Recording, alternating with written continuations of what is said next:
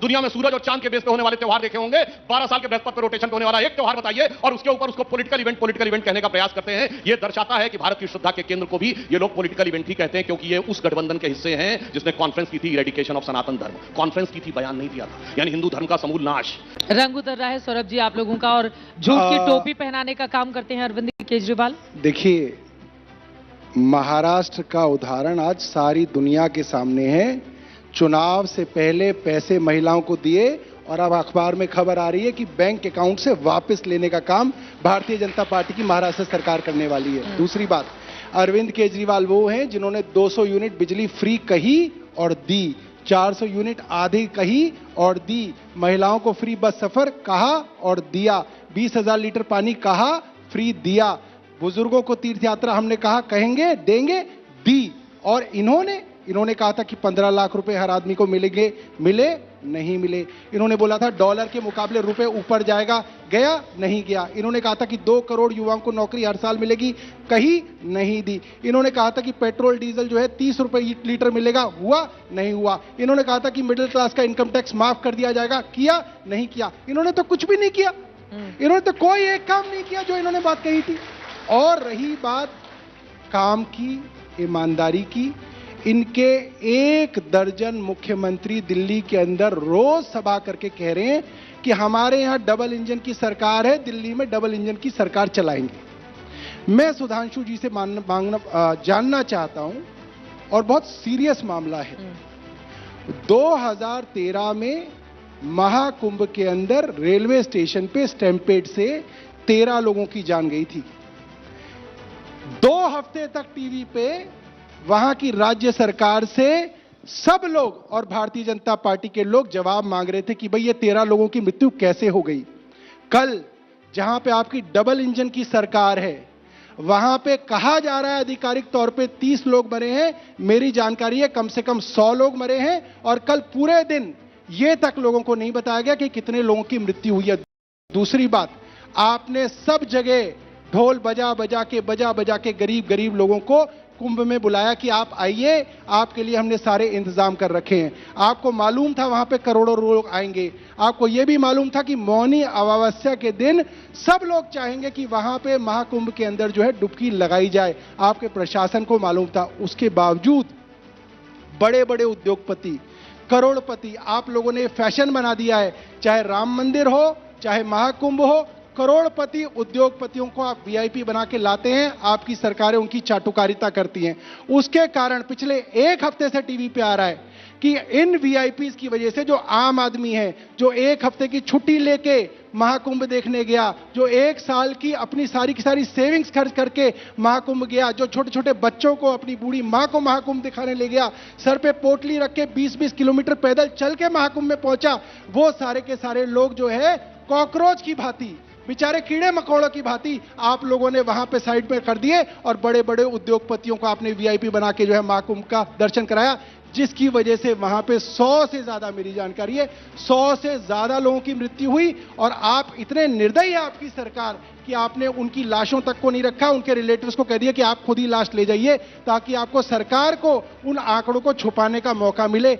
हमारे पास videos I, इनकी सरकार ने आंकड़े नहीं बताया कि कितने लोगों की मृत्यु हुई, वहां पे वीडियोज आ गए, जमीन पे लाशें पड़ी हुई हैं। अरे भैया, जो महाकुंभ के लिए आपके बुलावे पे आए थे, जमीन पे उनकी लाशें जो है आपके अस्पताल में पड़ी हुई थी। कम से कम आपने जीते जी उनकी इज्जत नहीं की, उनकी मृत्यु के बाद उनके मृत शरीर की तो इज्जत कर देते, कम से कम उनको कफन ही दे देते। जमीन पे किसी के ऊपर से शर्ट उतरी हुई है, किसी का कुछ उतरा हुआ है, बहुत बहुत बहुत शर्म की बात है। और ये सिर्फ हमारे देश के लिए नहीं, पूरी दुनिया के अंदर आपने डंका पीटा कि महाकुंभ में ये है, महाकुंभ में वो है, ऐसा इंतजाम किया है, ऐसा इंतजाम किया है। आज पूरी दुनिया के अंदर हमारा नाम जो है नीचे जा रहा है। क्यों? 144, सारी दुनिया क्या कह रही है, 144 साल के अंदर भारत के अंदर महाकुंभ मना, सबको पता था करोड़ों लोग आएंगे। क्या इतनी बड़ी सरकार जो अपना ढोल खुद ही पूरे विश्व में पीट रही है, वो एक इंतजाम भी नहीं कर पाई? ठीक है, क्यों नहीं कर पाई? आप ये बताइए, इसके लिए कौन लोग जिम्मेदार हैं? अगर आपके मुख्यमंत्री जिम्मेदार नहीं है तो आपके प्रशासन में कोई तो जिम्मेदार होगा, कोई तो डीआईजी हो जिसको आपने सस्पेंड किया हो, कोई तो डीसी हो, डीएम हो जिसको आपने सस्पेंड किया, आपने नहीं किया। क्यों नहीं किया, मैं उसका कारण भी बताता हूं। क्योंकि जवाब ले लेती हूं। हाँ। आपके प्रशासन के लोग लगातार आपकी सरकार को कह रहे थे कि आप इसको पॉलिटिकल इवेंट बना रहे हैं, इसकी वजह से करोड़ों लोग यहां पे आ रहे हैं, यहां पे स्टैम्पीड होने का खतरा है। आपके पास इतनी मैनेजमेंट नहीं थी, मगर आपने उस बात को इग्नोर किया, उनकी बात को आपने नहीं माना और जबरदस्ती एक पॉलिटिकल इवेंट बनाने के लिए आपने इतने सारे लोगों की वहां पर मृत्यु कराई, वरना आप अब तक किसी ना किसी बड़े अफसर को सस्पेंड कर चुके होते। अब मैं जवाब देना चाहता हूं, महाकुंभ में जो घटना हुई वो दुखद और हृदय विदारक है और केंद्र और प्रदेश सरकार दोनों ने बहुत संवेदनशीलता के साथ इस पर प्रभावी कार्रवाई की है। प्रधानमंत्री जी ने एक दिन में 4 बार मुख्यमंत्री जी से बात की और न्यायिक जांच गठित की जा चुकी है। मगर जो ये पॉलिटिकल इवेंट कह रहे हैं, तो मैं चुनौती से कहता हूं, दुनिया का कोई पॉलिटिकल इवेंट बताइए जिसमें 8 करोड़ लोग आते हो। मनुष्य जाति के ज्ञात इतिहास की सबसे बड़ी गैदरिंग थी मोजेस और मेसोपोटामिया के जमाने से 5000 साल की हिस्ट्री में। बताइए एक उदाहरण जहां पे एक दिन में 8 करोड़ लोग हो। और उसके बाद आप वीआईपी की बात करते हैं, मैं चैलेंज करके पूछता हूं 28 और 29 जनवरी को एक वीआईपी का नाम बताइए। बात इसकी नहीं है, दुखद इस बात पे लगता है कि जितना दुख हमें पीड़ा होती है कि महाकुंभ में हुए लोगों की मृत्यु के ऊपर, उससे ज्यादा दिल इस बात के लिए वो होता है कि सोशल मीडिया में लोग उसके लिए इमोजी बना रहे हैं, उसके लिए मजाक वाले मीम्स बनाए जा रहे हैं, उसके लिए हंसने वाले वो बनाए जा रहे हैं। इतना दुर्दांत और इतना घटिया की सोच कोई कैसे रख सकता है, यह सोचने की बात है कि इतने महान इवेंट में जो बृहस्पति ग्रह के रोटेशन के ऊपर होता, फिर मैं चैलेंज करके कह रहा हूं, दुनिया में सूरज और चांद के बेस पे होने वाले त्योहार देखे होंगे, 12 साल के बृहस्पति पे रोटेशन पे होने वाला एक त्योहार बताइए और उसके ऊपर उसको पॉलिटिकल इवेंट कहने का प्रयास करते हैं। यह दर्शाता है कि भारत की श्रद्धा के केंद्र को भी ये लोग पॉलिटिकल इवेंट ही कहते हैं, क्योंकि ये उस गठबंधन के हिस्से हैं जिसने कॉन्फ्रेंस की थी इरेडिकेशन ऑफ सनातन धर्म, कॉन्फ्रेंस की थी, बयान नहीं दिया था, यानी हिंदू धर्म का समूल नाश। ये वो लोग हैं जिनके समर्थक लोगों ने दुनिया में कॉन्फ्रेंस की थी 2021 में, डिसमैंटलिंग ग्लोबल हिंदुत्व, यानी वैश्विक स्तर पर हिंदुत्व को ध्वस्त करना। इसलिए इनके मन में इस प्रकार की बात आती है।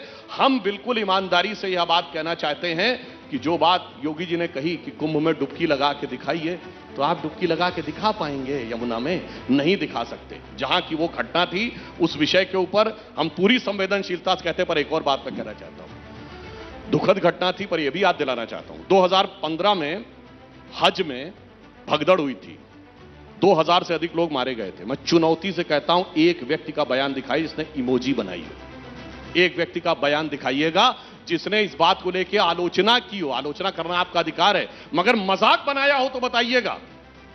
और यहां धार्मिक श्रद्धा के केंद्र के ऊपर इमोजियां बनाना बहुत दुखद है। अब मैं इनके पहले वाले प्रश्न पे आता हूं, जो इन्होंने कहा कि पुरानी बातें। अरे साहब छोड़िए, पुरानी बात पे क्या क्या कहेंगे, मैं राजनीति में नहीं आऊंगा, सारी संसद चोर है, बच्चों की कसम खाते हैं कि कांग्रेस का समर्थन नहीं लेंगे, गाड़ी नहीं लेंगे, बंगला नहीं लेंगे, फलाना नहीं लेंगे, ये नहीं लेंगे, वो नहीं लेंगे। और मुझे चाहिए जन लोकपाल, वो टोपी कहां गई?